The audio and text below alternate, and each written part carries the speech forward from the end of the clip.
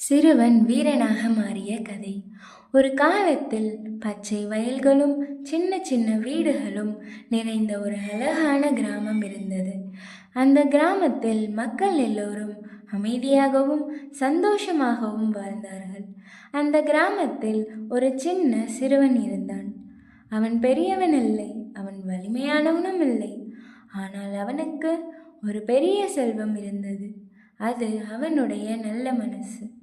அந்த சிறுவன் யாரை பார்த்தாலும் உதவி செய்ய ஆசைப்படுவான்.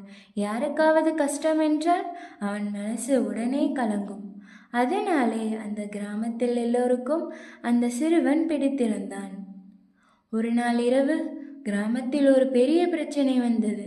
காட்டில் இருந்த ஒரு பயங்கரமான மிருகம் கிராமத்தை நோக்கி வந்தது. மக்கள் எல்லோரும் பயந்து போனார்கள். கிராமம் முழுக்க அமைதி மறைந்து விட்டது. அந்த நேரத்தில் அந்த சின்ன சிறுவனின் மனசு மிகவும் கலங்கியது. அவனுக்கும் பயம் இருந்தது. ஆனால் அதைவிட பெரியதாக இருந்தது கிராமத்தை காப்பாற்ற வேண்டும் என்ற அவனுடைய எண்ணம்.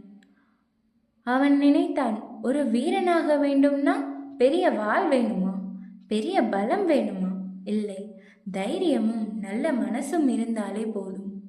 அந்த சின்ன சிறுவன் பயத்தை தாண்டி முன்னால் நடந்தான்.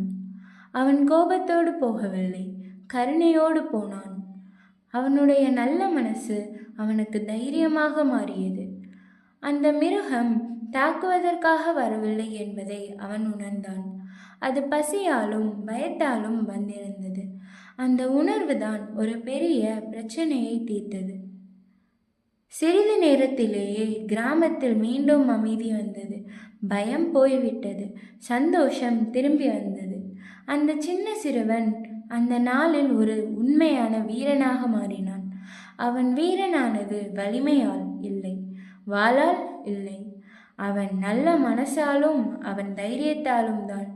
இந்த கதையிலிருந்து நாம் எல்லாம் கற்றுக்கொள்ள வேண்டிய ஒன்று, தைரியமும் நல்ல மனசும் உண்மையான வீரனுக்கு காரணம்.